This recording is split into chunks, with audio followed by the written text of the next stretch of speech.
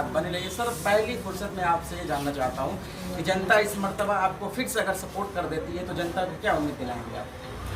जी नमस्कार।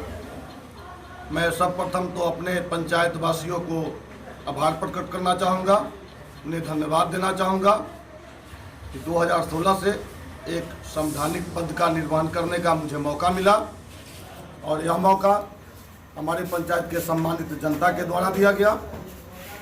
और आपका सवाल रहा कि अगर फिर से मुझे एक संवैधानिक पद का जिम्मेवारी हमारे सम्मानित पंचायत वासियों के द्वारा दी जाए तो आगे मैं क्या करूँगा।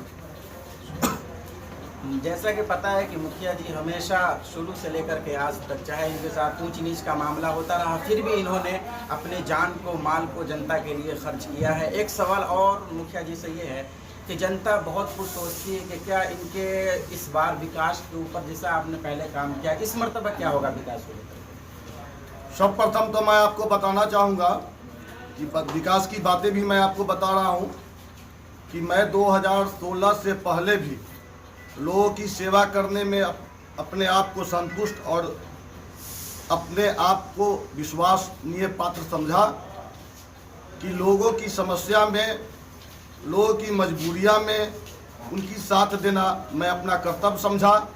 हर एक व्यक्ति, भारत के जितने भी नागरिक हैं, उन्हें भी यह मन में एक कल्पना रखनी चाहिए, एक भाव रखना चाहिए कि हम मानव जीवन एक दूसरे के पूरक हैं। एक दूसरे के बगैर मेरा जीवन अपूर्ण है, क्योंकि मनुष्य ही एक दूसरे के दुख में सुख में काम आते हैं। और रह गई विकास की बात, तो विकास की ओर हम सड़कें का निर्माण कर दे, हम पानी की व्यवस्था कर दे, बिजली की व्यवस्था कर दे, वो संपूर्ण विकास का जरिया नहीं है जब तक घर घर तक शिक्षा की अभियान न पहुँचे।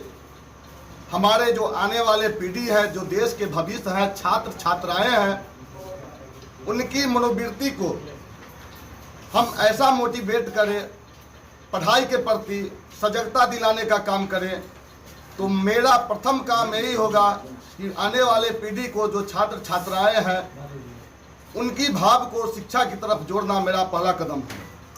एक चीज़ और कि जनता कहती है कि दुख में हो, सुख में हो, आप उनकी मदद के लिए घर तक पहुंचते हैं, कहाँ तक ये बात सही है? तो दुख सुख में घर तक पहुंचने की जो बात है वो तो मेरा कर्तव्य है और मेरा कर्म है। अगर मैं अपने कर्तव्य पथ से भटक जाऊं तो यह सही नहीं होगा, क्योंकि अपनों की पहचान दुख की घड़ी में ही होती है। और जैसा कि जहां वैश्विक महामारी कोविड के कारण पूरा विश्व परेशान था, मुझे अपार दुख के साथ कहना पड़ रहा है कि ताजपुर प्रखंड अंतर्गत सबसे ज़्यादा कोविड से मेरा ही पंचायत प्रभावित हुआ। यहाँ 25 से 30 व्यक्ति की मृत्यु हुई। और ऐसी परिस्थिति में जहाँ एक दूसरे से लोग भागते थे, लॉकडाउन की समस्या थी, लोगों के पास रोजगार छिन चुका था, वैसी परिस्थितियां में भी मैं अपने पंचायत वासियों के साथ कदम से कदम मिला के चलने का काम किया।